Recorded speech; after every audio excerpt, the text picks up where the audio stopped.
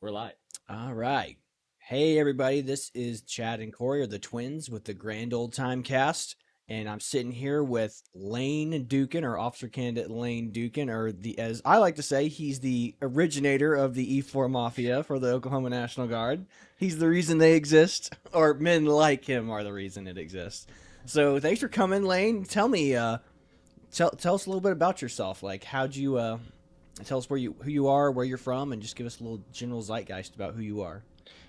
So I grew up in Broken Arrow, Oklahoma. This one? That one. Okay. Yeah, You you can talk can just talk to to me, brother. Okay. First time.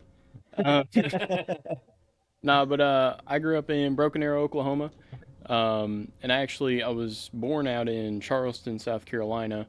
So kind of from there, I guess. But yeah, I grew up in Broken Arrow. Joined the Oklahoma Army National Guard a week after my 17th birthday, which is a questionable choice, but I'm proud of it, I guess.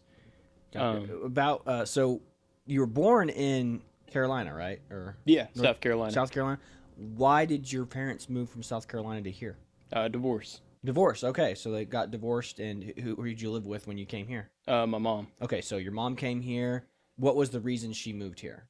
My grandparents have been living out in Bixby since like the 70s or something like that. So she didn't know where to go, so she came back to move in with them for a little bit until she could get back on her feet and that sort of thing. Gotcha. So, were you an only child? Do you have siblings, anything like that? No, I've got two half brothers and two half sisters. Okay, so where were you the first? Are you the oldest? Where are you at on the totem? So you're the oldest. So Yep, I'm the oldest. gotcha. So old. So how? What's the age gap there? So let's see. Both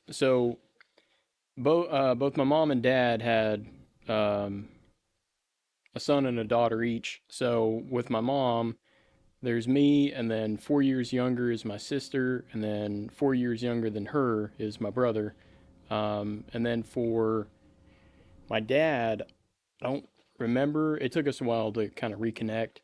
I want to say my sister is about 4 or 5 years younger than me, and then my brother, younger than her, is I think he's like about 11 right now. So Okay, very cool. So you grow up in Broken Arrow for the majority of your time. What'd you do? Did you play sports? Were you involved in any extracurricular activities or? I was doing everything, man. I started off in soccer in kindergarten. Elementary school was swimming. Middle school was football and track and field. Freshman year, I did wrestling, and then I got into weightlifting, and then I joined the army. All right, I'm gonna stop you right there. Don't lie. Don't act like you got into weightlifting. Yeah, you look at you, Duke. Yeah, no, yeah, I get it. No. Once upon a time. Okay, so you were a weightlifter in your more senior years of high school. What prompted the joining of the National Guard? So it was Army National Guard too, right? Yep. Okay, so you joined the Army National Guard. So what prompted you to join at 17? Like what made you pull that trigger? So I'm gonna be honest. I don't know. I don't even remember when I started talking to the army recruiter. It was like he was that good. I was just one day just talking to him. Like going down to the armory talking about joining. I was like, okay, I guess I'm here now. What armory? It was I can't remember whose it is. I want to say it's either 179 or 279. Out in Broken Arrow. It's like they've got like a tiny little one, off on one of the back streets, kind of. But I mean, it's a tiny little armory actually. but But yeah, no, I was just talking to him, and in my mind, I was just kind of playing around with the idea of it. I'm like, I'm 16, about to be 17. You can't join the army till you're 18. I've got some time. We'll talk this out. Um, and then before I know it, I'm at MEPS, and they're putting a contract in front of me. And I was like, whoa. But I knew I was going to join at some point. I come from a military family. Um, and I I was originally planning on joining the Air Force, but they didn't Like return my. so many before. Yeah, yeah, like everybody. It was actually it was kind of funny. My grandpa took me to an air show one time, and they had an Air Force recruiter there, and he walks me over to their table. He's like, "Can we get this guy to join?" And the recruiter's like, "Well, how old is he?" And my grandpa's like, "He's 8." He's eight. And the recruiter's like, "Maybe wait about 10 years, and we'll get back to you." That's But so originally I was gonna go Air Force because his grandpa was Air Force back in awesome. the '60s. Hmm. But they didn't return my calls. Wasn't smart enough, I guess. But so I joined the army, and I was gonna do it eventually, like I said. But the college benefits, I was Sure. like, I'm planning on going to college right after high school. May as well get them now. Yeah. So So you joined the Army National Guard right as you turned 17. So how does that process look like? So I know a little bit about it just because I was in the pre program, probably like you were for a little bit. You probably had to report to an RTI. So yeah, what's cool about the Army National Guard is that whenever you join, you're getting paid immediately. Like you're already cashing that paycheck, but you have to report. Even though you haven't gone to basic training, you have to report to what we call an RTI or a readiness training. Uh, what does the I stand for? I don't even So know. so RTI is Regional Training Institute. Readiness training. That one's more RSP. multifaceted. Oh, RSP, RSP, yeah. RSP is the program, Recruit Sustainment Program. gotcha. That's my bad. So it's RSP when you're in the enlisted portion of it. So Duchan, like myself, whenever I first joined the Army National Guard, you report to an RSP. And which RSP was the one in Sand Springs? Yep. Okay, so we went to the one in Sand Springs like I did, and you go down there and they have they usually have a drill sergeant. When I was there, they actually didn't have drill sergeants very many times when I was down there, but they have a sergeant who's in charge of the PT, and then you just basically learn. You sit in classrooms all day and listen to kind of customs and stuff, and people who are there that work there that are NCOs that work there, or not even NCOs, it could be anybody. A That lot worked of there. them are just recruiters, Yeah. too. So like I said, the recruiters keep track of them. Yeah, so they basically tell you stories about their basic training stuff to try to get you prepared, but I'll tell you, nothing gets you prepared for it until you actually go. But so you did that for how long did you do that until you went to basic? Like how long did you report to the RTI, and how was that kind of experience between going to RTI on weekends and having being in high school at the same time? So I was split ops since I was still in high school. So I was actually with RSP for 2 years, Mm. which was, yeah, it was not fun.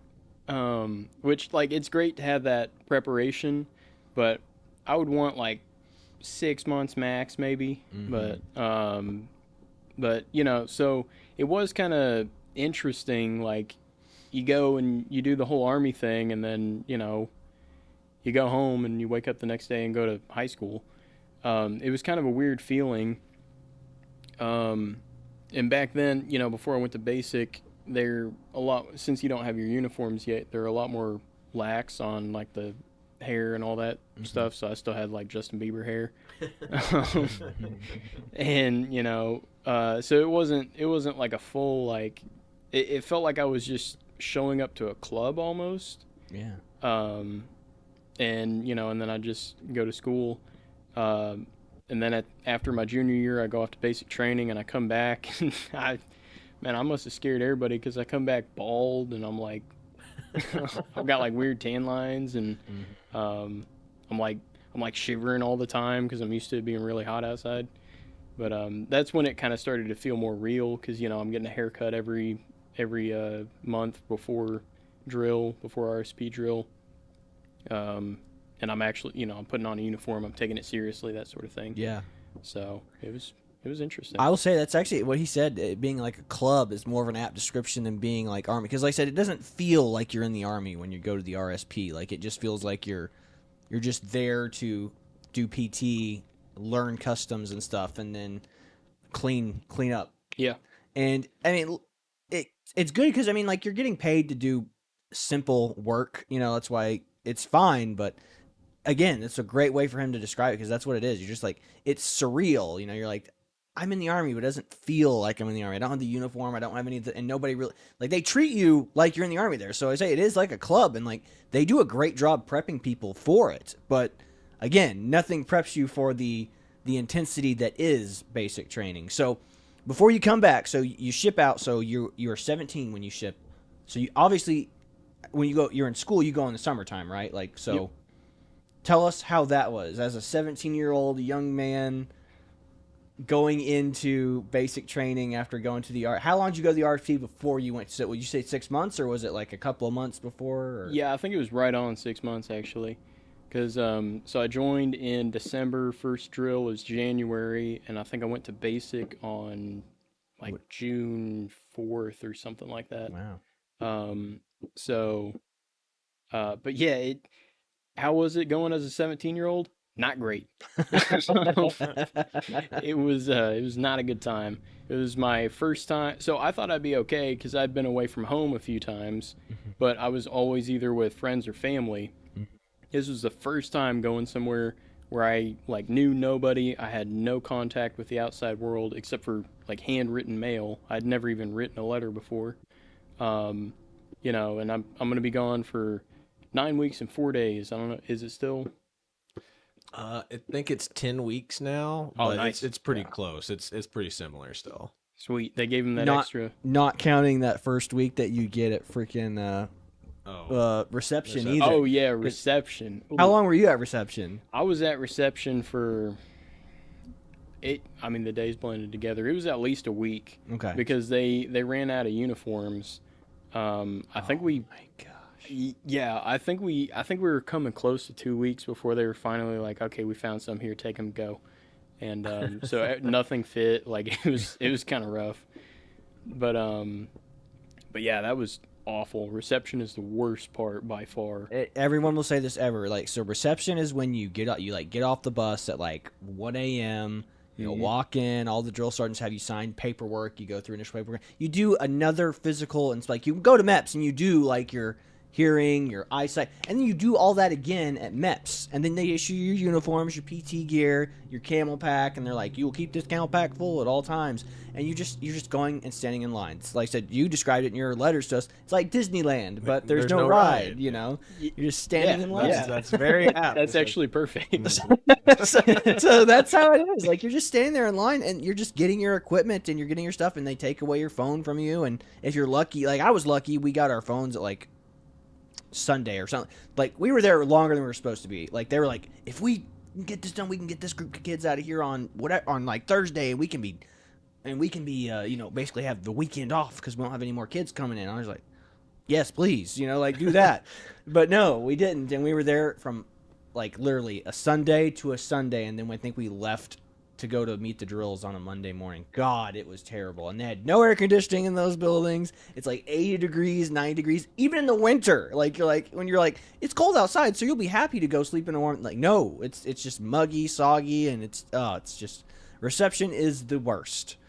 So you go to reception, you know that. So that's your first kind of culture shock. So yeah, reception just sucks. So you have a uniform that doesn't fit. You go to meet your drills. They load you up on the bus. They tell you to keep your head down and don't look. Okay, so give us a run through of your basic training as a 17-year-old young man going through that the first time. So, like with the head down, I think I repressed that memory. Like, I forgot about that because they had us put like, you know how you have your laundry bag, your barracks bag. They had us like put our heads in the barracks bag and everything. So I was just like, man, I'm about to like this is sketchy. They're about to They bagged you. yeah like take me off somewhere, and I don't know what's gonna happen. But so I was still back when I went through. They were still doing shark attack, and I think with Ivy, he was talking. They had it back then too. Yep. So Wait, what year did you go? Sorry. Oh yeah. Random question. So June of 2015. June 2015. Okay, cool. So you went June of 2015. 15 So, was it 2016? No, Ivy was 2019. Okay, I'm sorry. So yeah, he was there. We had turned 25 when he was going. So he was out there being extra. He was being high speed. And we were just being civilian scum. Hey, ain't no thing. Eventually, everybody joins. But yeah, whether that's you want to or not. that whole load up process. I'll tell a real quick story from my perspective. So when we were finally getting ready to go, so I went to the exact same company that Chad was at, Bravo 439. So Chad went from what, September I to went from December. September to December. And Chad was like, asked his drill sergeant, "Is there a chance that my brother will be able to come to this exact platoon?" And his drill sergeant, "There's no way. Like, 'cause it'd be like a needle It's in a haystack." needle in a haystack. He goes, it's random. I go, they don't choose. It's literally like they just load them up. Here's your number. This is the area you're going to. So as I'm standing in the line at the outside of the what do you call it when you're at reception and you're getting ready, we're leaving the barracks that we've been residentially staying at until we get ready to get on the buses. So we're loading all of our bags into the big O, what do they call those trucks? The LTV. They loaded up on an LMTV. Yeah, so we loaded them up onto an LMTV, a big old truck with so we got all of our duffel bags loaded up in, and there's some drill sergeants standing over to the side who drove the LMTV over there, but they are just staring right at me, like they're just giving me the look, and I'm looking over at them, and I was just like, they're just looking at everybody else, right? Yeah. Like he's not looking at me, but little did I know this was one of Chad's drill sergeants. This was my This was senior. Drill Sergeant Ledbetter, who he was staring right at me the entire time. So I'm just sitting in line, like twiddling my thumbs, like I'm just waiting in line to get on this bus so I can go to the base training thing. And he's just staring at me, like, and I was just like, this is not good. Like, I just kind of glanced over and I was like, yep, still staring right at me. But I was like, but again, in my head, I'm like, it's not me. He's staring at all of us. He's trying to get a just. But when I get there, they all knew me. Like, I get off the bus, every single drill sergeant walked up to me at some point on the CTA and was like, "Is your twin brother go here?"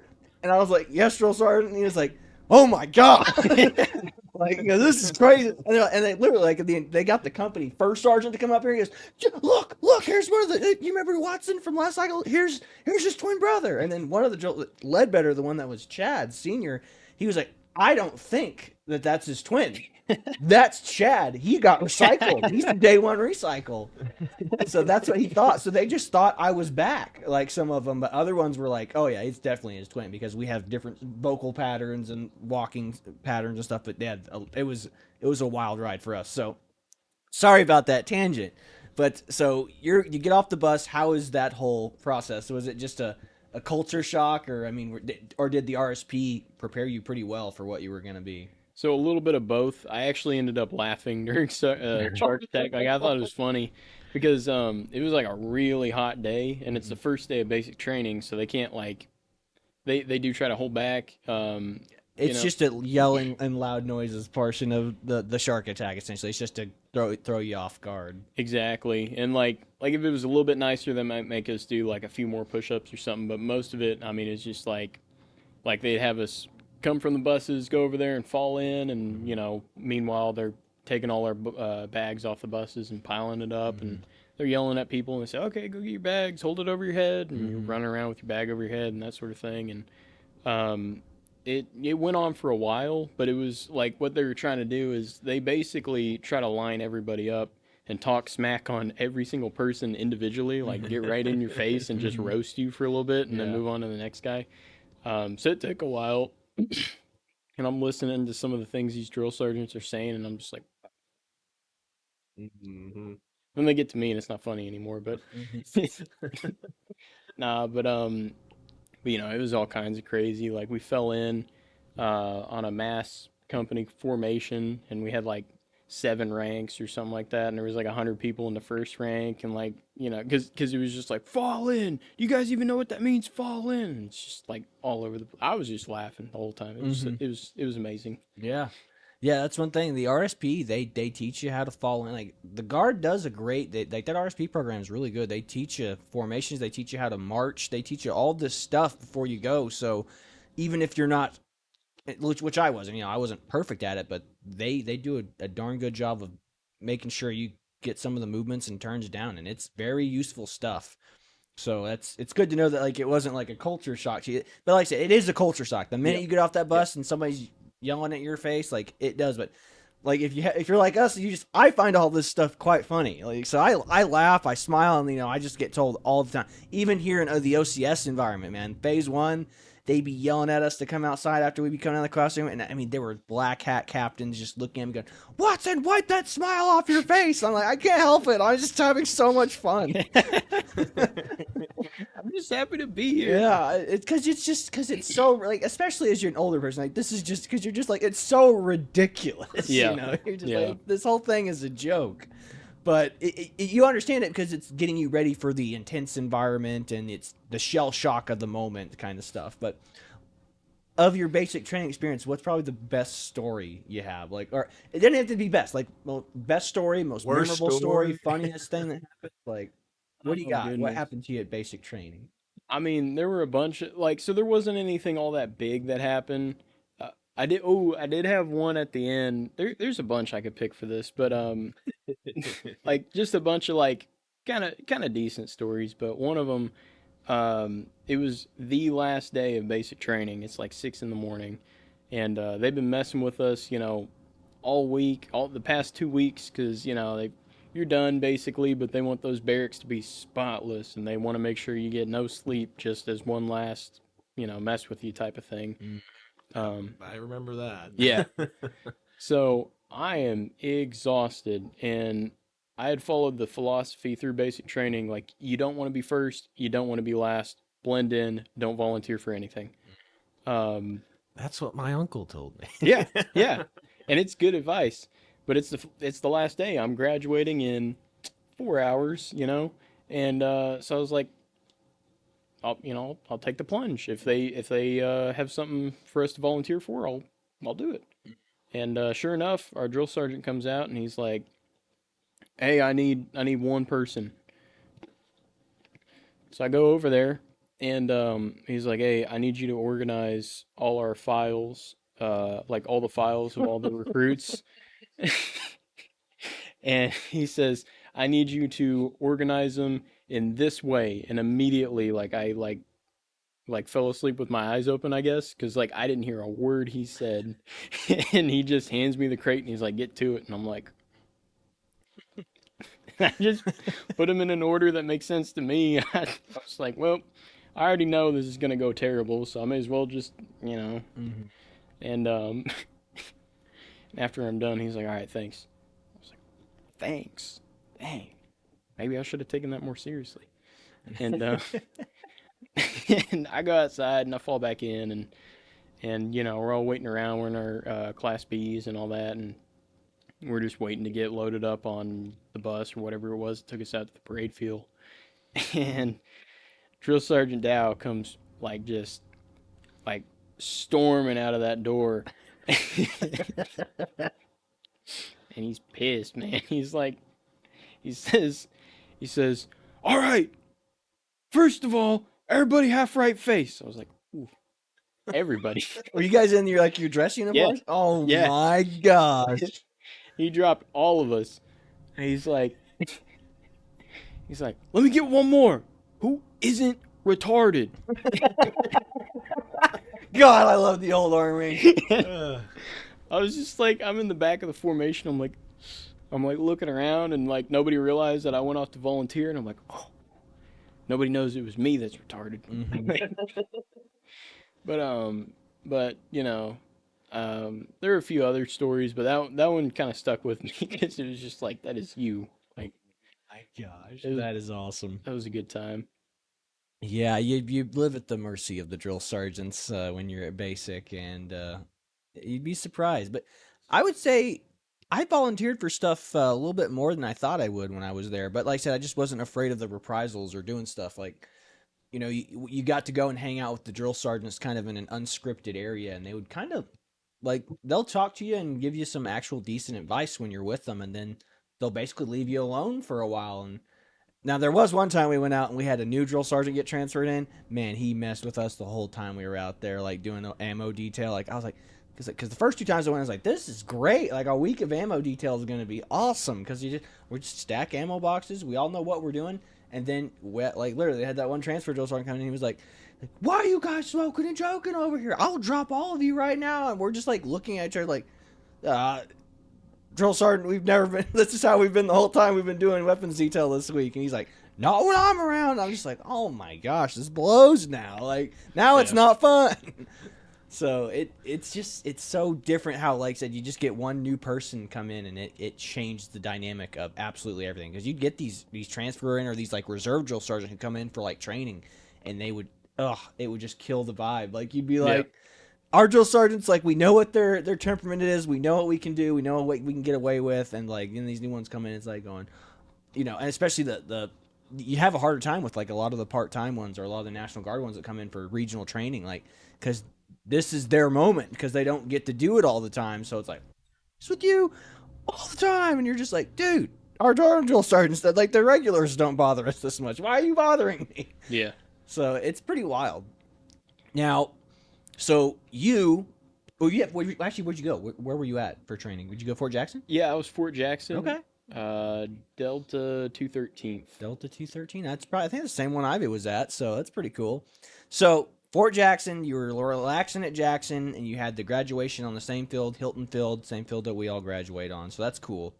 Now, so you don't go to AIT because you're 17, you're in high school. So you go back, and you probably start school right back up after that. So like you're talking about having your shaved head and your peers like looking at you like, whoa, what? Yeah. And you're like not really an official soldier, but you've got your beret and all that stuff, and you got your uniform, and so you're back into the gosh. So you're a green phaser basic. So if you go to basic training, there's a bunch of phases. You have white, red, white, blue phase, and that's before you go to basic. And then when you get out of basic, you're in what they call green phase because you have your greens now. You got your uniform. So you were in green phase from September to May of the following year. It was August to July, actually. My goodness. Yeah. So that's a long time to be a good. Now I feel bad for all those kids in Green Bay. Like they just go and they do the same stuff over and over every weekend, and the monotony of it all. Oh, How was being a green phaser? So it was extra painful because right before I left, so I was there long enough that I saw like 3 different shift changes at RSP, and like the Army tried to. So the Army started off having recruiters running it, and then they were like, "Hey, the recruiters are working a lot. Let's see if we can transition in like just NCOs from around the guard and have them run it and see how that works." And they did that for a little bit, and it was awesome. Like not talking down on the recruiters, but they got a lot on their plates. When you got somebody that like their job is RSP, like I mean, we were going outside, we were running they were doing like battle drills and stuff like that with us. They were walking us through like urban operations and all kinds of crazy stuff. Nice. We were taking apart and putting back together machine guns. We were going through like the laser pointer the laser light that you put on your M4, all that stuff.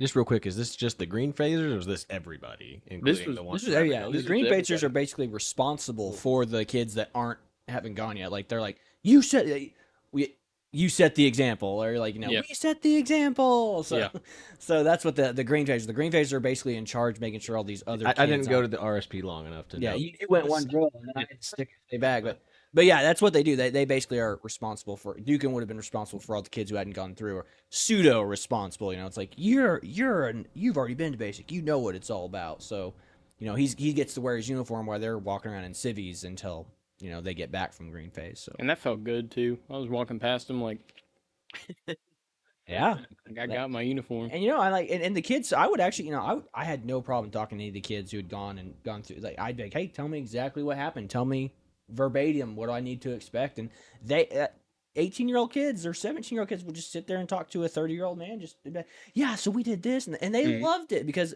that's the thing, like telling the stories about what their experiences were. They love it because it's just something that they don't get to do. It's something that that especially for people who are non-military, have non-military families, like it's theirs, so they get to explore it. So I get their eyes all lit up when I was asking about stuff. They loved it, man. So yeah, but like it was fun doing that, and it was like I was doing that before I went, like asking them like, what do I need to expect, that sort of thing. And we were doing all these cool drills and all that sort of stuff, and it wasn't death by PowerPoint.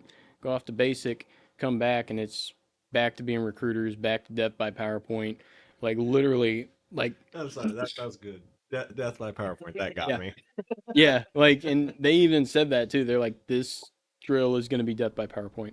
And we're like, and it was just, you do PT, and then from 8 until like 3. 3, 4. It's just PowerPoints, just PowerPoints. Yep. So that was a painful year. But then I went to AIT.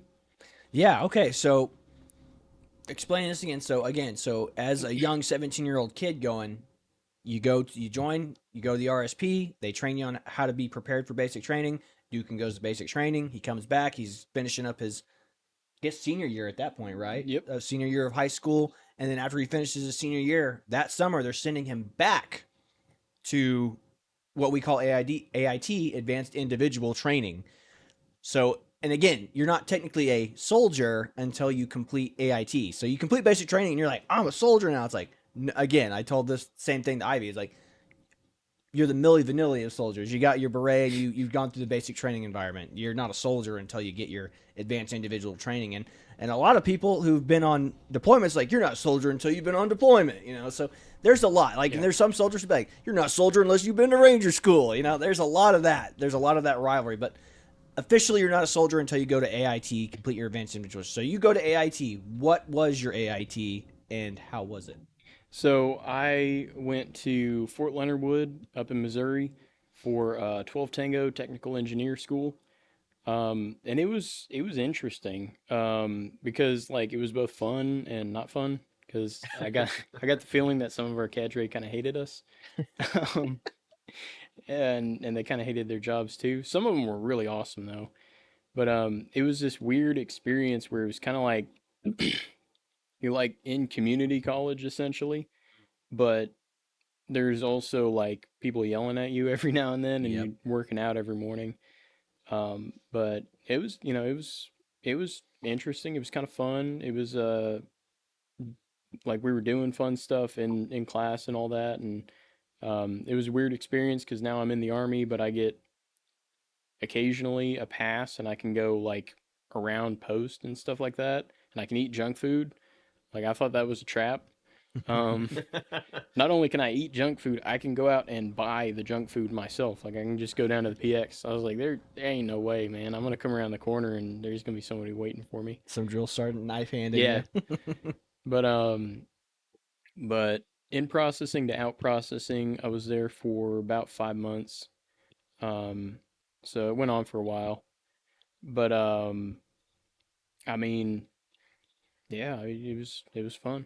Good deal. So, what's the most memorable, or what's a bad story, good story, best story? What's your most memorable story from AIT? I think you and Chad were talking about one that you were talking about Yeah, earlier. we already know. We had a night guard talk about A that. night guard talk. Okay, I got to hear this then. We already know where this story, which story I'm going with here. So all of this is alleged.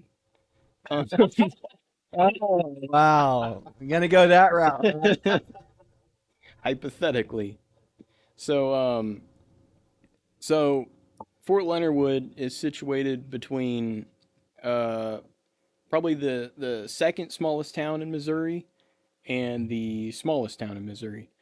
Um, when I was there, they had a combined population of 4,000 people, not including like that's both cities together, not including Fort Leonard Wood itself, obviously. Um, and things to do were, they'd recommend you go to the Mall of Wainwright, which is one of those towns, or no, it's the Mall of St. Roberts. I get them mixed up. The Mall of St. Roberts was a Walmart. That was it. Like that, you had a Walmart, you had a theater that had like 2 or 3 screens, and then you had a Wendy's. And like usually most weekends we would end up chain smoking outside of a come and go because like there's nothing else to do, and I picked up smoking in AIT. Like it was that boring. So the point is, we're spinning our wheels on those weekends, and they tell you like, hey, doesn't matter how old you are, you cannot drink. Doesn't matter how old you are, you cannot get a hotel. Now the hotel thing, originally what people were doing, and this was as late as like a year before I went. What people were doing is they would get a hotel for the weekend and they would just crash there, and it would just be like, you're not doing the army thing. You have your own place. You're waking up and going to Wendy's or whatever to get something to eat. You can pretend you're not at AIT for a little bit, Mhm. and it was really relaxing. But obviously, when you've got 18, 19-year-old people getting hotel rooms, bad things happen. So they banned it. What were those bad things? Well, you see, when Man, when a man and a woman love each other very much, There are lots of females at your AIT. there were a decent amount. Okay, all right. was- So that's. I was curious if it was like female soldiers or if they were like. I don't know if that area in Fort Leonard has a lot of ladies of the night trolling the streets or not, but Maybe, I don't know. okay. So it's soldiers and young soldiers hooking up. Gotcha. Yeah. But we had basically finished up our training, and we were going to be kind of in a semi holdover phase. And it was basically our last weekend, because usually they try to encourage you to stay on post for your actual last weekend, so you don't go off and you don't get arrested or anything like that, and they can just ship you off and call it good, less paperwork. So this was going to be our last weekend to go off post, and we were like, Go hard. Our rules really rules. Yeah, go hard or go home. Yeah, go hard or go home. So it was me, Medina, Tapa. are you sure you should be saying these names? It was me, a guy, another guy, Some friends. some friends, man, some friends. Some nameless friends. We only had one guy that was over 21. The rest of us were like 19 or 20. And we had him go in and buy alcohol where we're all like around the corner, just like peeking around. Did he get it? Did he get carded? That sort of thing. But so we had the plan, like we're gonna have a good weekend. We're gonna bend the rules a little bit, allegedly, and have a good time. So we get the alcohol, and the hotel's right behind us, and we're like, well, we gotta have somewhere to drink it. We can't just be drinking on the street. Let's just get a hotel room. We're gonna drink for a little bit, be like a 1 hour thing, toss everything out, and check out. And so we get the hotel room, go up there, and somebody had the bright idea to invite a couple other people. And so we're all over there just drinking, and these 3 other soldiers in our company, they were a different MOS school. They come in, and there's 2 guys and a girl. Like, hey, welcome to the party. You want some Captain Morgan? They ignored us, and they went over to the bed, Oh boy. and they got a little bit handsy, and it was just like 4 or 5 19, 20-year-old dudes just with red Solo cups, like, oh, what do we do? Oh like my gosh. like I didn't even know these people. It's like, who invited them? I don't know. Did you invite them? I don't know. Like, okay, well, let's get out of here, I guess. I don't want to deal with any of that. So we just left and like checked out and left them in the room, turned in the keys and everything. I didn't know how to deal with that, and they're not my people, so but yeah, we go to check out, and a grand like 3 hours total has passed since we checked in, and the receptionist is like, oh, wait a minute, you guys are recruits, aren't you? Gotta go, bye. Run out the door. Because they were told like they're not allowed to let recruits get rooms. But so anyways, so Out of curiosity, before we get, how old were these 3 people that came in that just started? And they were all 3 doing it together, or was just 2 of them, and then the other one was just kind of smoking and joking, hanging out with you guys? Like, what's going on here? I knew their names at the time. I don't remember their name. I knew like one of their names at the time. I knew which like MOS school they were in, because like our company was a combination of 4 different MOSs. I knew which school they were in, and I knew one of their names. That is it. But all 3 of them, just guy, girl, guy, just on one of the beds, and I was like, I want to get out of here before I start seeing anything else. and everybody else wanted to too. Yeah, it was just like honestly, we left them there. They may have gotten kicked out of the army. I don't remember. Yeah. But Ugh, so weird. I was like, Don't do anything to threaten your army career. yep. Like if they're really that great, save it for once you graduate. Like just take care of it at home. Like do it later. Is that an army rhyme? If they're that great, wait till you graduate. Oh, I didn't even know. Hey, that should be a slogan. If they're that we great, just made a new army slogan, Yeah. guys. if they're that great, pick a date.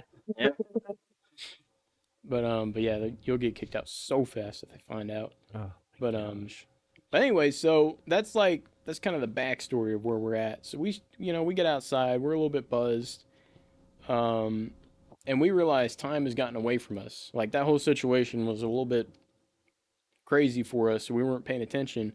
It is like 10 minutes to final formation, and we're like, oh no, we are between buzzed and drunk, and we're about to be late to final formation. This is not going to be a good night. But we call up the CQ sergeant. He was a guy that wasn't around all that often. He just came in to do CQ every now and then, I guess. And we called him and we said, hey, there's a lot of traffic and the taxis aren't responding to our calls. So we might be a little bit late. And that's why we haven't gotten there yet. we're good. And he's just like, when are you getting here? A taxi has not arrived yet. That part was not a lie. Because we hadn't called them yet. And he's like, all right, I'll give you it. Our final formation was like 9, I think, or something like that. And he's like, all right, I'll give you till 9:15 to get here. I'm like, sweet, 20 minutes or 25 minutes. We got plenty of time. Piece of cake. Yeah, piece of cake. We'll make that, no problem. And we call up. Somebody was like, "No, let me call this one taxi driver. They're a total G. Like, it's gonna be great." I was like, "I don't know. Pretty sure you're the one that invited those people. I don't know if I want to trust you." And he's like, "Well, it's this or we walk." I was like, "All right." Calls her up. She's awesome. Rolls up. I'm like, "Hey, you guys are about to be late to formation, aren't you?" Yeah. She's like, all right, I'll step on it. So we all pile in, and it was, let me count up. I don't want to say names. Thank you for that earlier, by the way.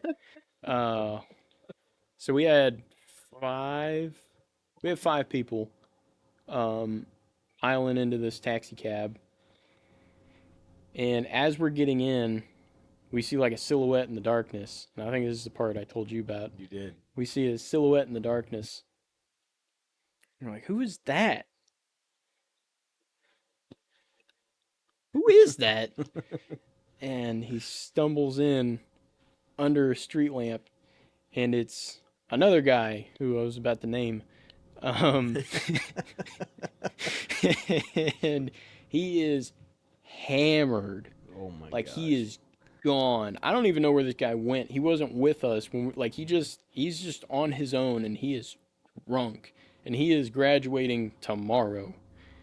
And we're like, oh no, dude.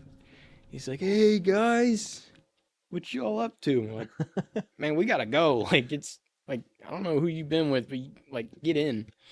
So we pull him into the taxi, and like we basically just put him on our laps in the back seat because he's like gone. Like that scene from Dumb and Dumber where they're just picking up random people on the road. It's like, who's that? Pick them up! Yeah. Yeah. And the taxi driver lady was so nice. She's just like, oh man, y'all got to get that guy some water. Come on, bring him in. Let's go. And we pile him in. We're flying down the road and sped all the way back.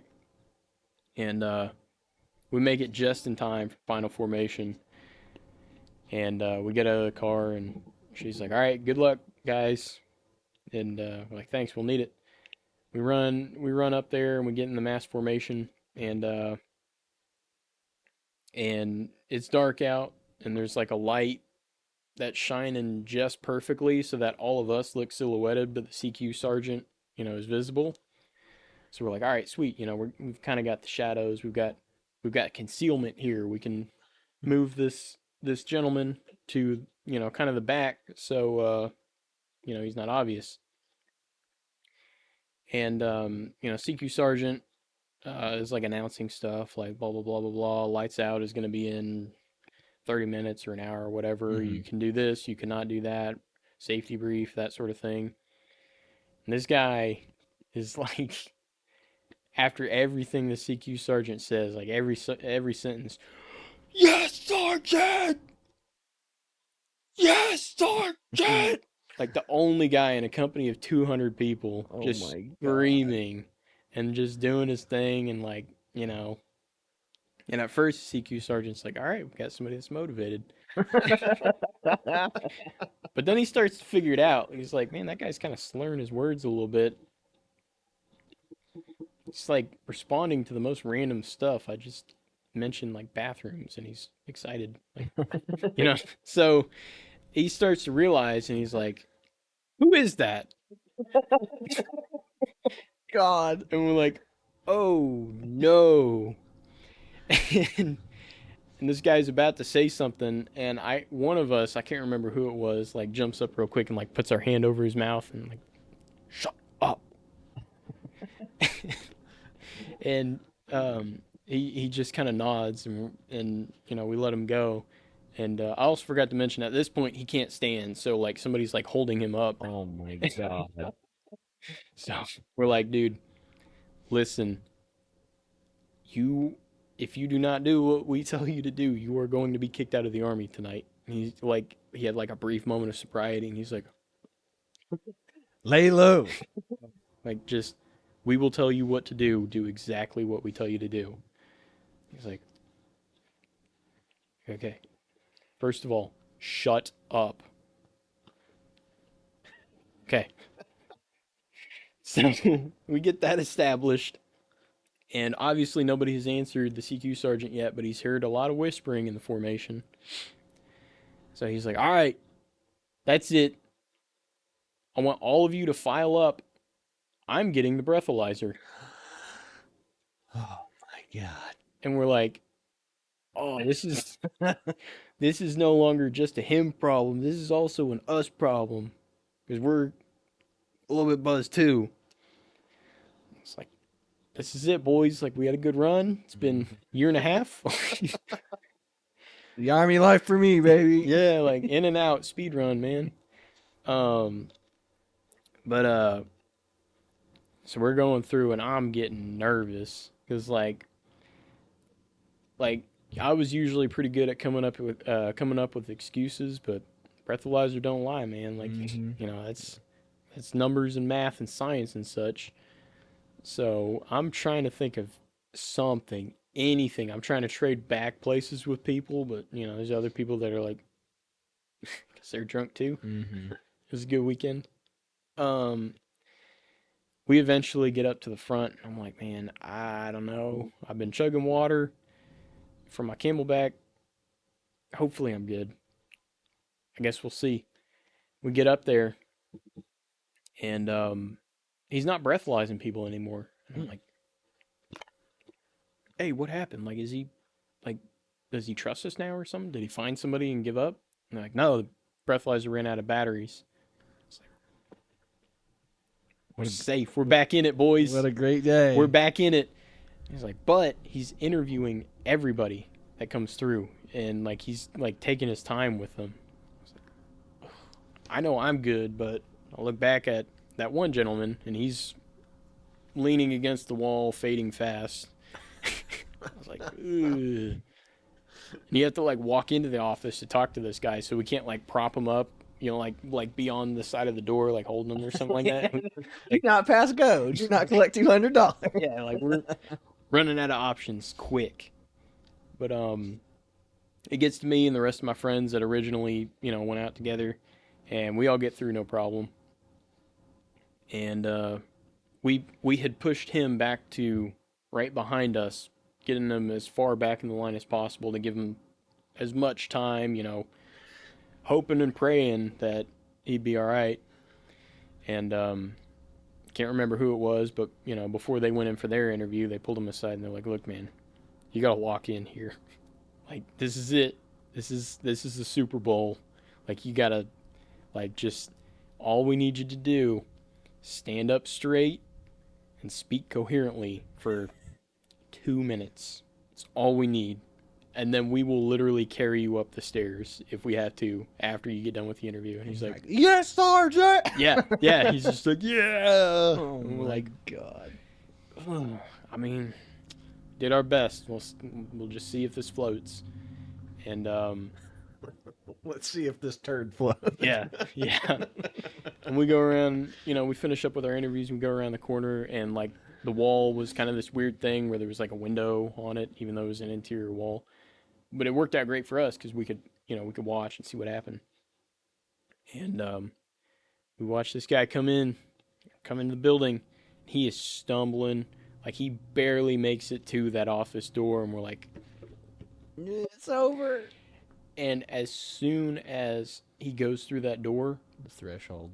as soon as he crosses the threshold, most professional person I've ever seen. He's walking perfectly straight. Like I don't know what happened. Like it was like magic. Like he was tilted coming into like he was leaning coming into the building and then just perfectly fine, completely sober. And he goes in there and we're like, okay, he walked the walk. Can he talk the talk? Literally, like, is it gonna like what's it gonna sound like?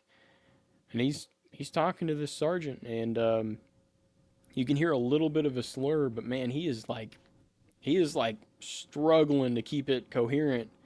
And it was enough to where you could think, well, maybe he just has like a speech impediment. Maybe he's dumb. Maybe he's dumb. And I could see it on the CQ sergeant's face. He was suspicious. He was real suspicious. Because he also recognized that voice from earlier. He was like, and I can't remember what all questions he asked him, but he was really going after him. He knew it was him, but he just couldn't get him on anything. Mm-hmm. And eventually he's just like, fine, get out of here. This guy makes it around the corner to us and then just falls over. He exhausted his last little bit of sobriety in order to do that and just lost it. We're like- left his body. We're like, you made it! And he's like, yeah. We drag him up the staircase, and he did not get kicked out of the Army that day.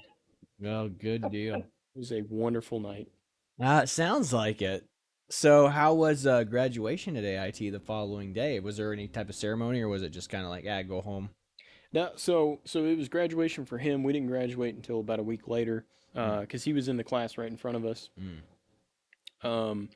So graduation for it, there was a little bit of ceremony to it, but it's not anything like basic training. Like for us, our class was 8 people. So they just pulled us into a room, and I mean, they had like somebody high ranking, I don't remember who, probably some lieutenant colonel or something, and like representatives of the program. They had the master sergeant that was in charge of that school and all that sort of thing. And it was basically just, march in, say a couple words, get your certificate, and then you're done basically, and you go home. And they invite your families to be there and all that sort of thing. So I just got my certificate. You march out, and at the back of the room is my family. Hey, I did it. We went to Texas Roadhouse, and then we went back to Oklahoma. Oh, nice. Okay, very cool. So you get back. You're no longer a high school kid. What's the plan once you get back? You obviously report to your unit, but how does that look for you? So I got back. So I graduated November 15th. And I had I graduated 2016. Yep, 2016 from AIT. In May, I had graduated high school, so I kind of missed that first semester of college. But while I was at AIT, I actually applied for college. I actually applied to OU initially and went there, but I wouldn't be starting until the spring. So I get back in November. I'm excused from November drill. In December, they do on-ramp, actually, which is kind of like RSP's last hurrah. They actually sent us to the RTI in Oklahoma City. I want to say it was in the education building all day. But they just, they're like, hey, you're going to be going off to your unit now. Here's your unit. Here's your UIC. Here's your point of contact with that unit. Um, these are some of the things the Army has to offer, like, hey, did you know tuition waiver? Hey, GI Bill, um, stuff like that. Student loan forgiveness. They have that program where, like, if you're a soldier and you come on like really serious financial times, they have a pool of money that people donate to, and they'll give you some out of it if you apply, and stuff like that. And then I reported to my unit in January. So, and it was a 720 Survey and Design Company. Okay. Um, and then I also went out to OU around that time. But yeah, that's kind of what it looked like just coming back. Finally, I was a real soldier. Finally, I was not in RSP anymore. 2 years of RSP, like on the dot, 2 years, December to December, or January to December. But so I got assigned to the 720 Survey and Design Company in Coweta, but they call it the Broken Arrow Armed Forces Reserve Center. Okay. So a little bit confusing, but it was in that building, and it was a company of 10 people at that time. 10 people. 10 people. Company of 10. Jeez Louise, that's wild. So, what is it like being in your unit? Did you enjoy it? Is it obviously considerably better than being in the RSP and all that other stuff? So, give us a little taste of what your life in the 10-man company was like. So, and also for some of those curious, on some documents it was referred to as like a detachment instead of a company, but we always called it a company. It was a company on some documents. It was kind of a weird. Anyways, it was awesome at 720th. I've been with 3 units, varying opinions, but 720th was awesome because it was 10 people, and the leadership were very much like, hey, if we get our work done and we do it right, we go home. Like 1 + 1 = 2. Do your job. And so, and since it's a 10-man company, like there's not a whole lot going on. So we would show up and we would just bust our butts. And Saturday we'd usually, we'd show up at about 8 in the morning. We'd leave at like 3 or 4. And Sunday we would show up at 8 in the morning and we'd leave at like 1 or 2, which Nice. is like, that's stupid early for the Oklahoma Army National Guard. And it was great. And we were actually working. We were getting stuff done. We were getting all the normal, like every drill you're gonna have to do PMCS. You might have to do inventory, like all the just kind of custodial type of stuff. We were getting all that done, and then we were getting like our tasks that were assigned from higher. We're getting all those done, and we're just going home. I was there for 7 months before we got absorbed by 120th HHC, which was the battalion headquarters company. Not as fun, but our last drill as 720th was awesome because we did a Muta 2, and we didn't even show up at the armory. We just went out to main event on the government's dime. Nice. What's a Muta 2 for those who don't know what that is? So a Muta 2 is 2 halves. Like a Muta is half a day. So a Muta 2 means 1 full day essentially. And it's the way the Army National Guard does its pay scale. They count 2 mutas as 1 day, which equates to 2 active duty days. So whatever your standard pay rate is for 1 active duty day, you get double that for 1 National Guard day. And the point behind that was, people are doing a lot of work during the month. So, they're getting paid for 2 days originally, but they're really working more like 3, 4, 5. Yeah. More than that in some cases. So, the National Guard Bureau got us that double pay, really. So. Good deal. All right. So, what's probably the best story or memory you have of being an enlisted soldier before you joined the OCS environment? Um, Man, I got a few here. So there was one time I got a battalion coin for basically bullying a captain. Um, that's like my proudest achievement. I still, well, in OCS I don't carry it around because you're just gonna lose stuff. But Mm-hmm. before I came to OCS, I always carried it in my left breast pocket of my uniform, just to remind me, that I am capable of that. And so it was AIT, or not AIT, AT, annual training, the 2 weeks in the summer thing in 2019. I want to say, yeah, it was probably 2019. Um, and we're at Gruber. Um, and you've been to Gruber, I've right? been to Gruber. You've been to Gruber. So, like the old barracks, you know how they have that patch of gravel, like kind of next to the road, Mm-hmm. like that drainage area. Mm-hmm. So that AT, we were actually putting all that in. Um, so our job as the survey crew was to help get them like their drainage numbers. So they needed it at a certain angle to get proper drainage in there. So we needed to give them those numbers, and then they were also wanting to do like a ton of projects in that area. They were wanting to put like a giant, like stupidly big, like 100 foot by 100 foot concrete pad out there, or like 200 feet by 200 feet concrete pad, and just Gosh. one gigantic propane tank on it. Because the Army loves propane for some reason. I don't know why. Like all the buildings at Gruber run on propane. Um, so we're surveying for all that sort of thing, and they wanted it to be really detailed. It's a small area, but we're taking a lot of shots on it. Um, so we're set up out there, and our equipment looks kind of weird. Like it's if you've never seen like a survey gun before or a geodometer, it's like this weird camera looking thing, and it moves on its own, and it's remote controlled sometimes, and it's like leaning forward and all this. It looks like a camera, but it's like bigger. Mm-hmm. It's like this big yellow thing, and it's got antennas and all this crazy stuff. And then we've got our targets that this thing will actually lock onto to take its shots.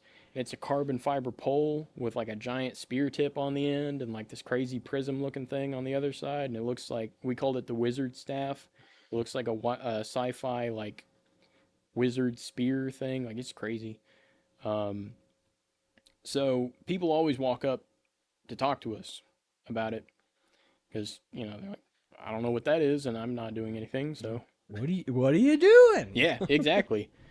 And it was to the point, like, that's a common thing for 12 tangos, to the point where like in our training back at Fort Leonard Wood, they actually gave us like a canned phrase for like what you say when like an officer or somebody walks up to you because they don't have anything better to do, like to describe your job, because it's always like, what's your MOS? I'm a 12 tango. What's that?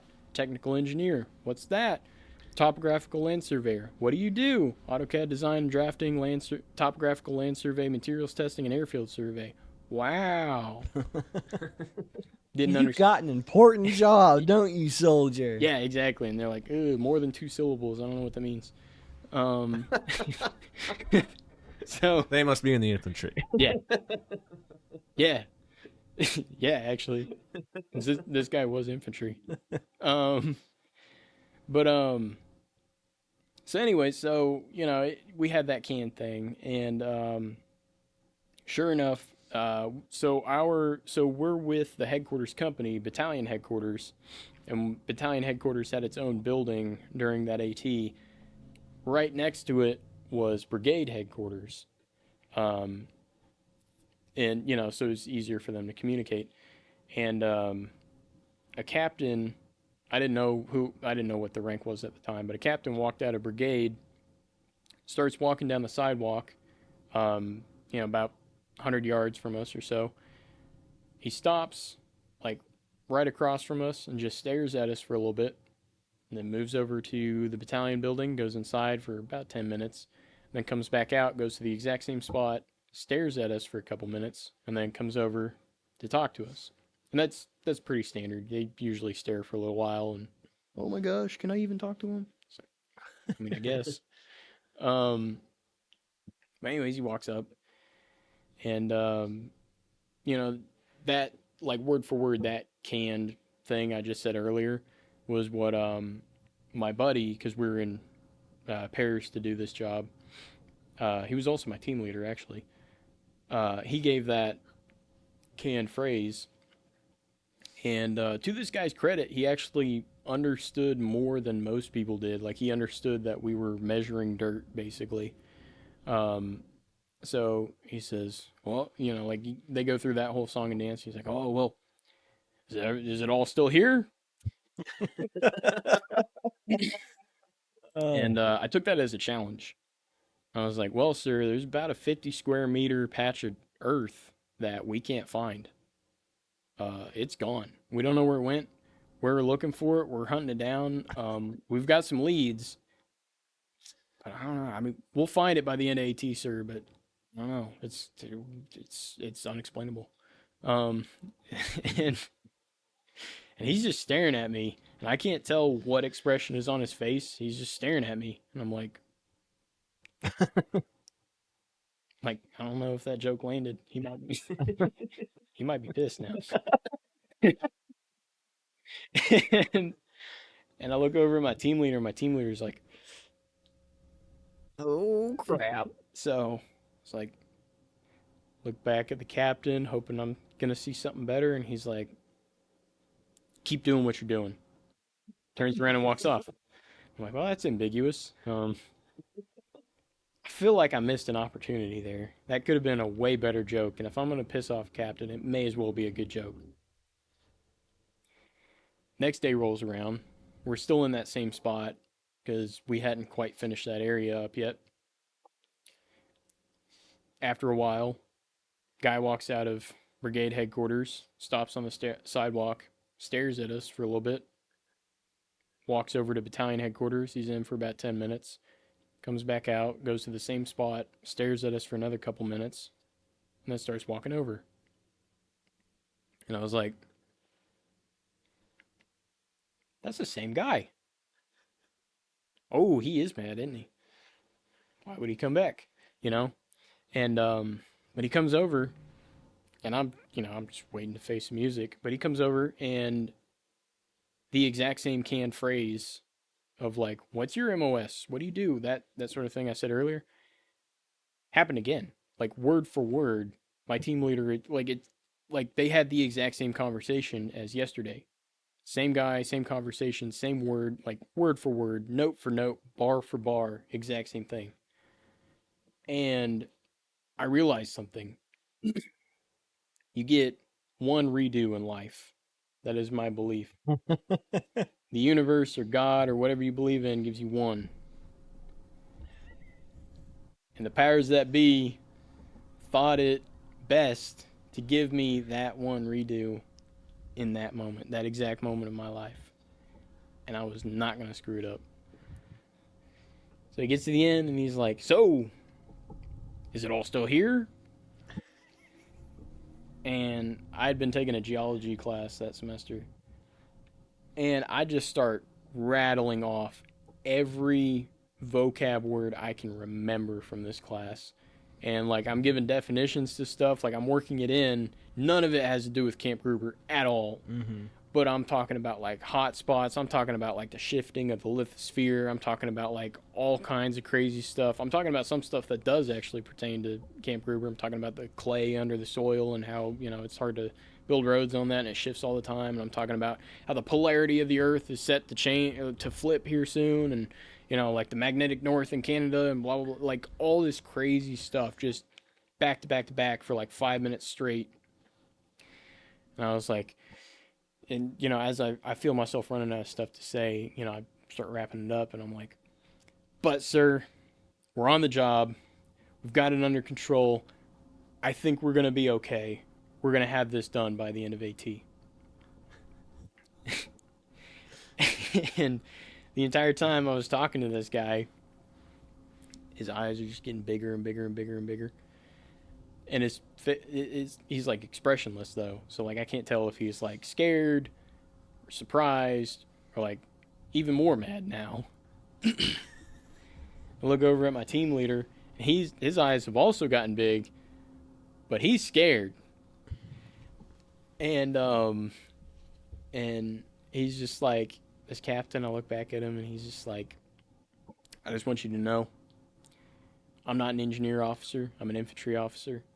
I just got assigned to this brigade. I don't really know a whole lot about what you guys do. I don't really understand a lot about what you guys do. But you were doing God's work out here.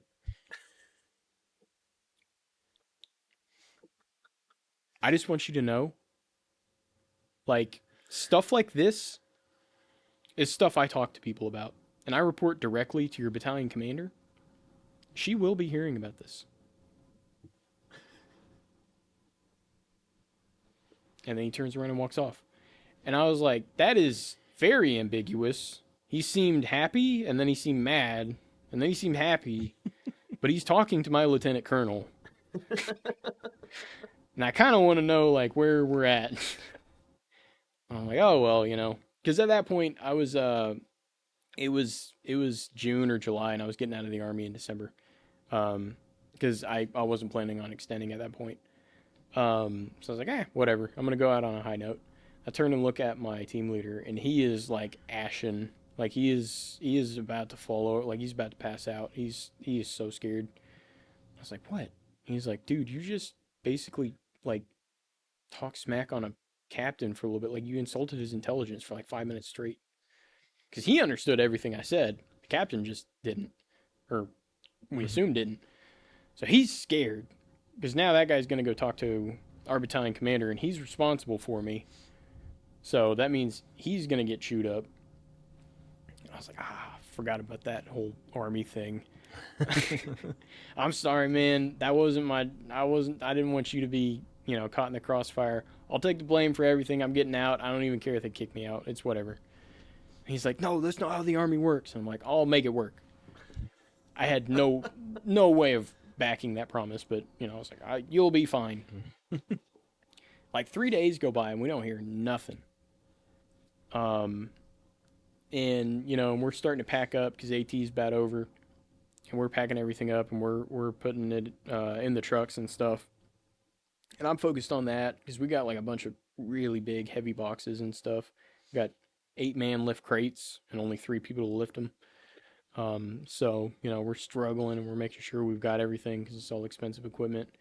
And Lieutenant Colonel walks in and looks at the 3 of us carrying that box and is like, you, and you. I want to see all the surveyors in their office now.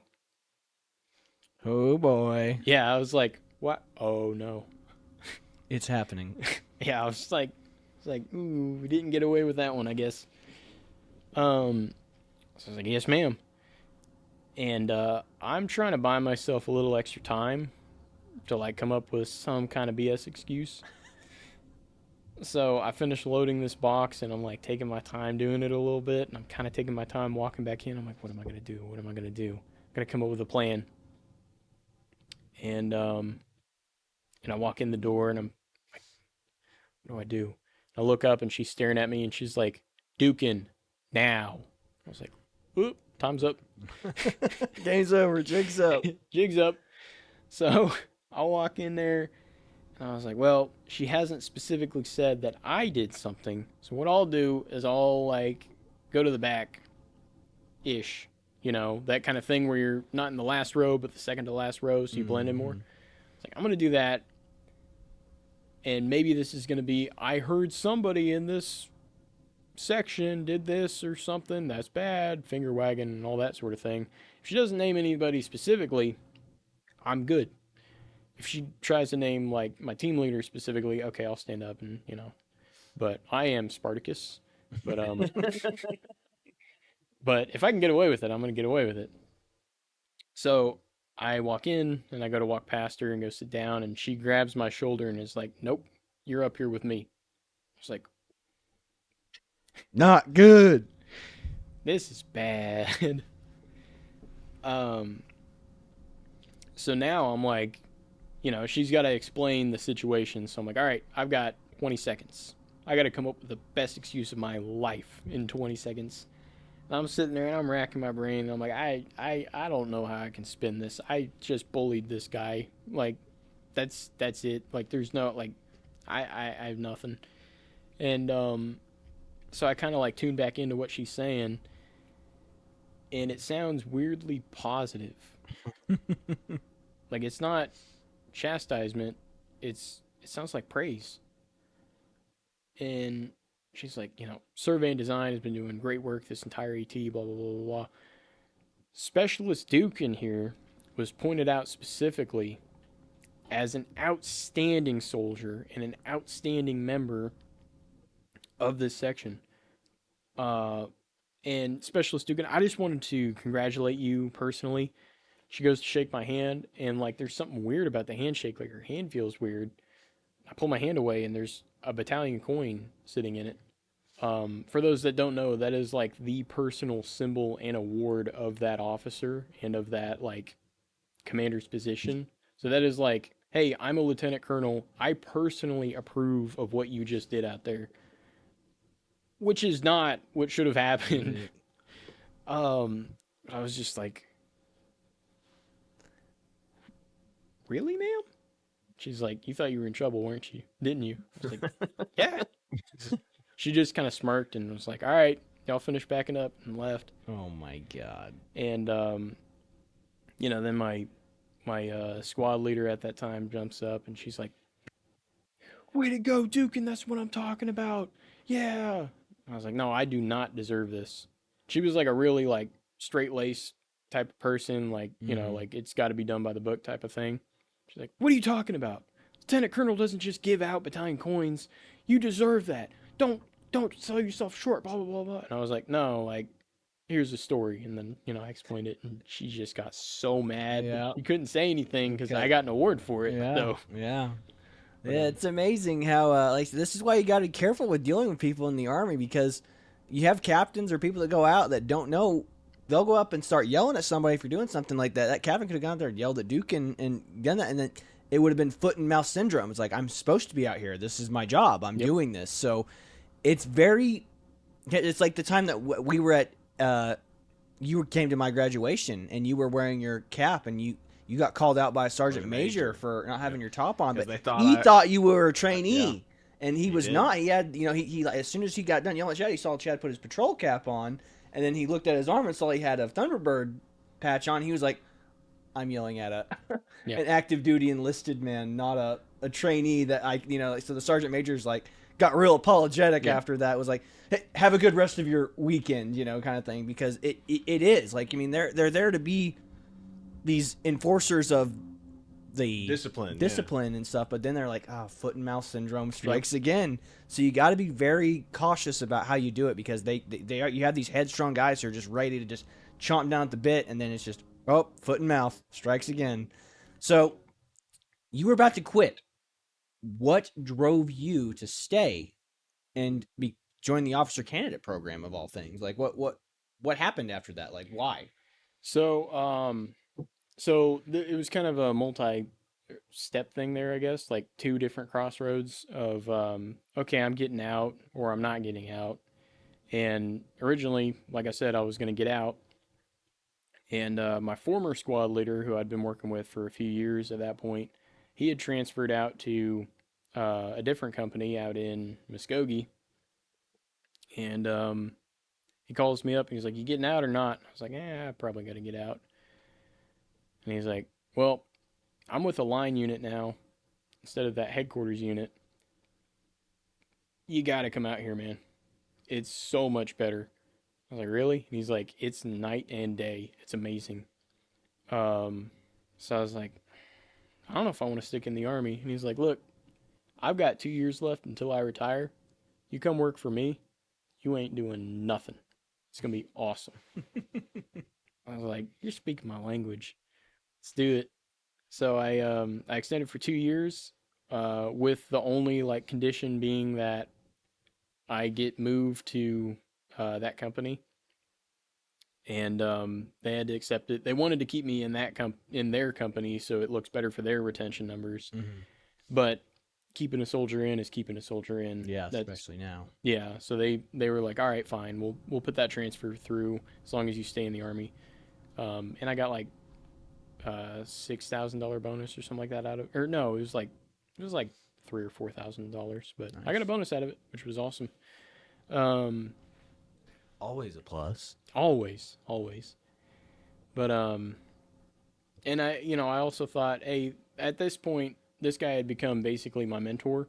Mm-hmm. And I thought, well, after he retires, there's a chance I'm never going to talk to this guy again. I may as well like sit back seat for a little while longer, pick up as much as I can, and after those 2 years, figure out what I want to do.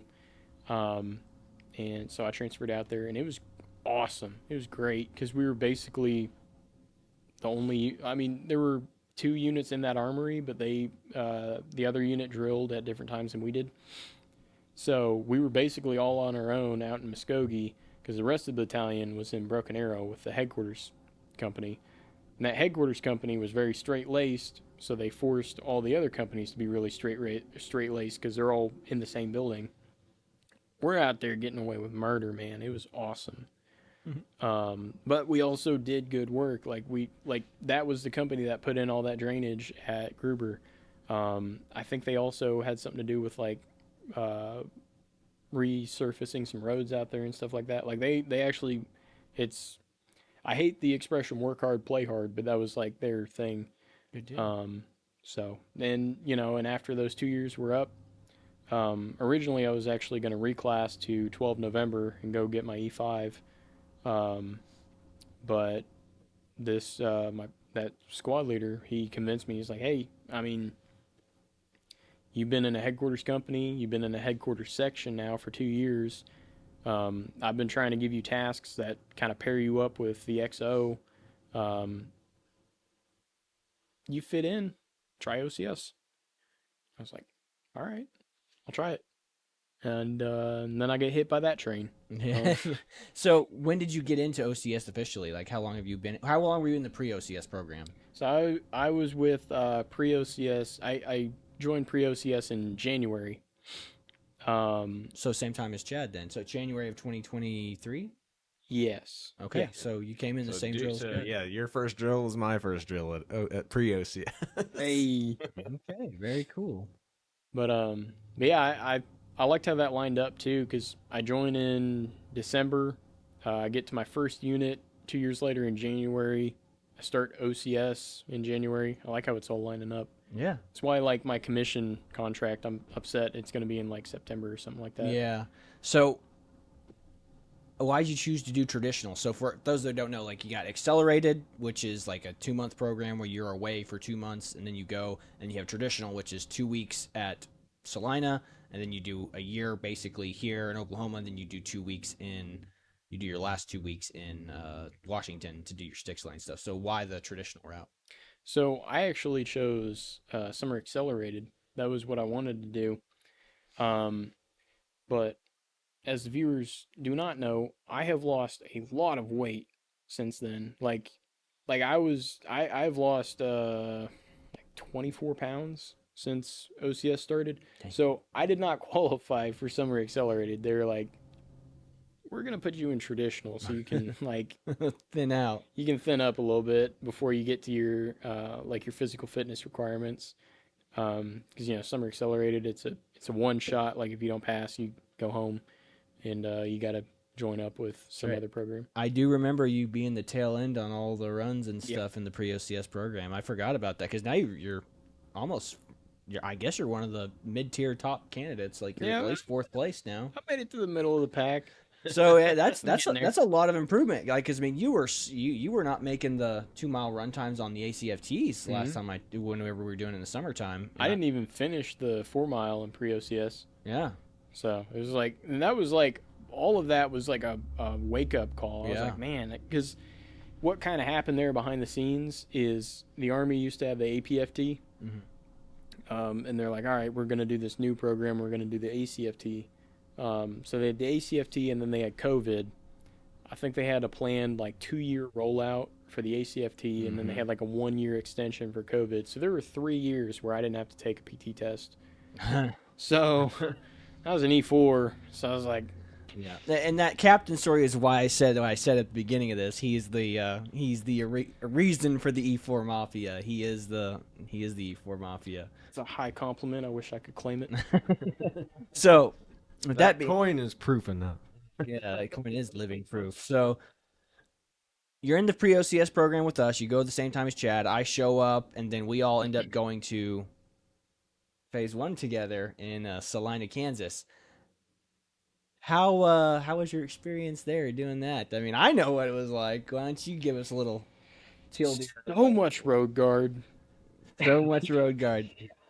Yeah, for those who don't know, so we all go to the phase 1 together, and it's a culture shock. Like, I mean, it's what I told Ivy was, I was like, phase 1 is what I thought basic training would be like every minute of every day of the Army. Like, Yeah.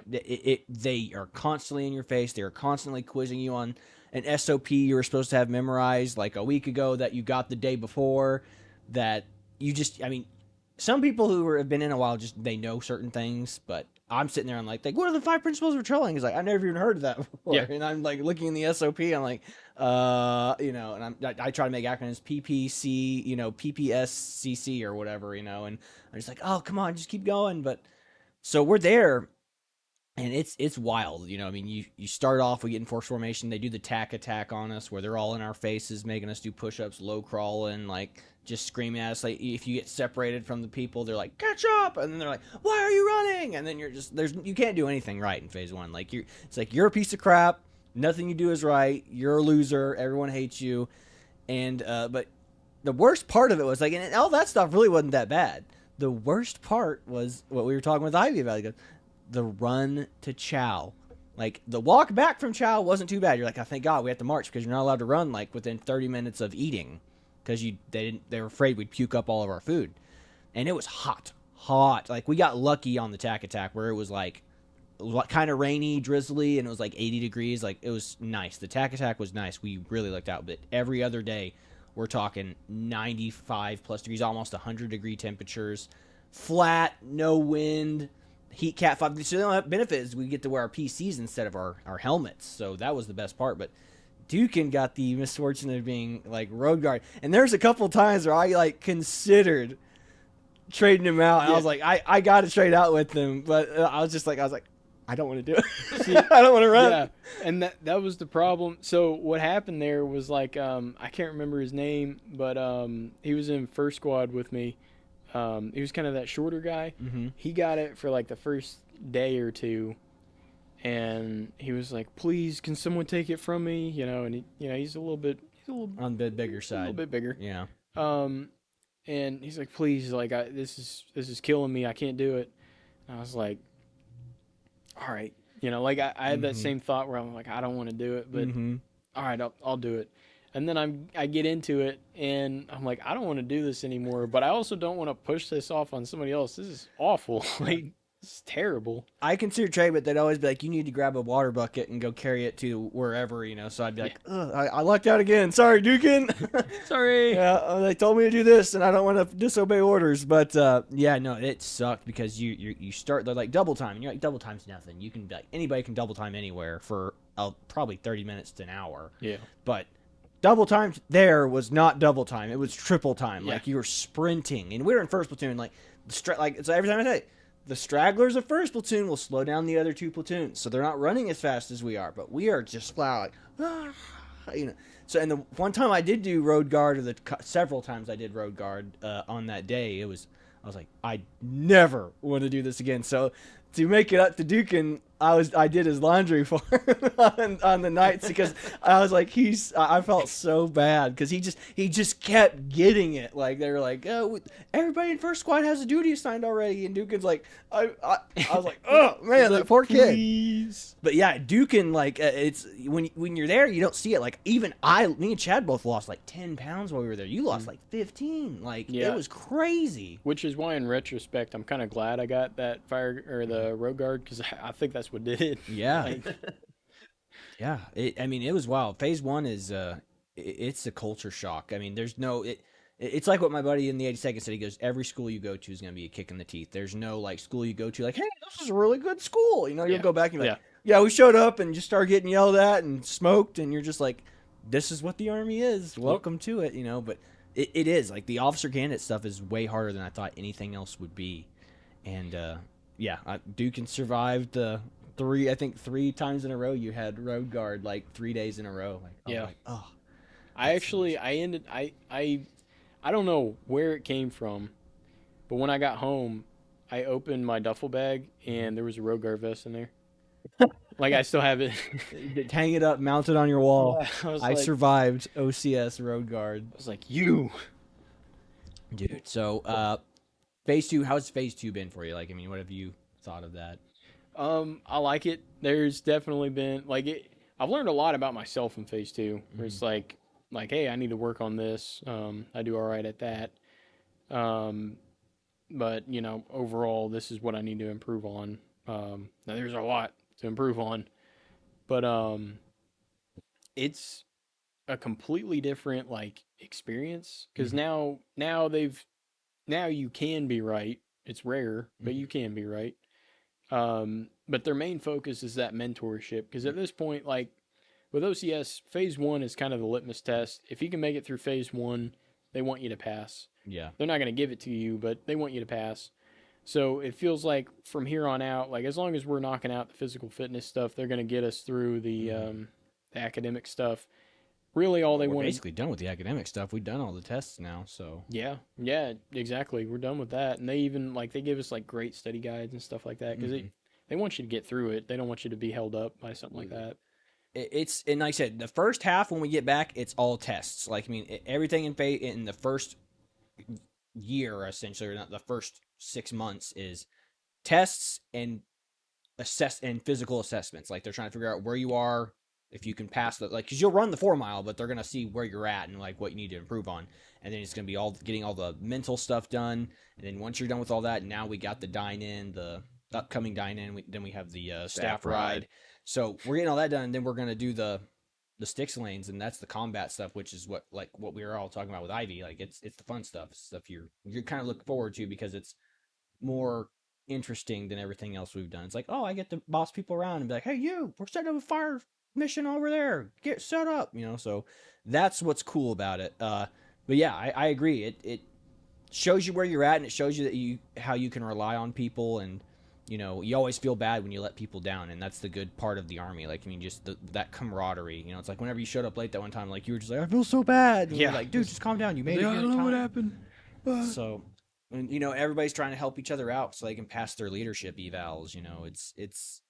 It's good stuff. Like, I mean, it brings everybody together. Like everybody in the class, we're all really close. We're all good buddies now. So it's a fun part of it. Now, the last part of this thing is, what advice would you give to incoming officer candidates, people who are going this route like us? What would you say to them to help get them through, or just general Army advice too?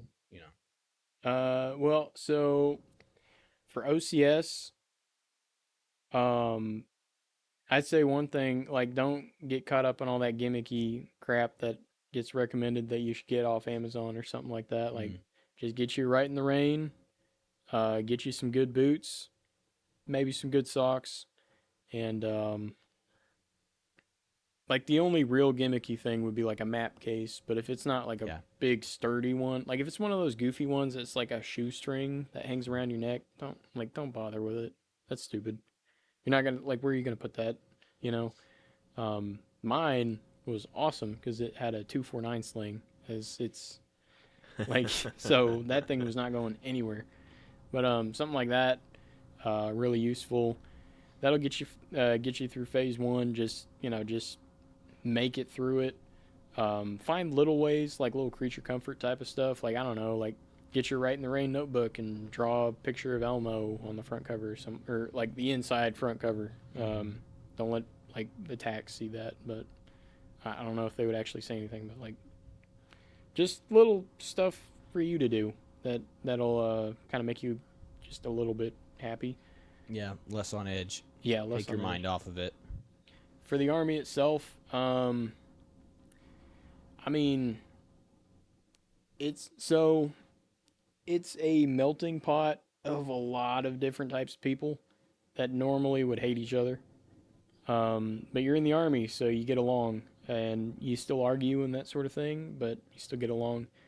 Something to keep in mind is no matter who it is, the mission still needs to be completed, and you can still learn something from them. There are people I've met in the Army that I did not like at all. But I'm still like, I would force myself actually to be polite as possible to them. So that way I could like practice, that patience and stuff like that. But also because like they start getting nicer with you and they'll start talking to you more about stuff. And that's when I actually would pick up some stuff. You can't learn well, depending on how you look at it, you can either not learn much from an idiot or you can learn everything from an idiot. But point there is you can learn something, and the job still needs to get done. So keep that in mind. A lot of great people in the Army, few not so great, but at the end of the day, everybody's a soldier. Yeah, that's right. That's right. That's pretty sound advice. I piggyback off of that. I mean, everybody's got something to teach you, like I said, even if they're not very smart. Like, everyone will tell you everything you need to know about themselves. So you just got to listen and not assume. So that's sound advice if I've ever heard it. I think that's really all we've got for today, man. Like, thanks for coming out, Duke, and I appreciate you coming on the podcast. And this is the Twins with the Grand Old Time Cast. We appreciate you guys watching. Have a blessed day, everybody. See you. All right.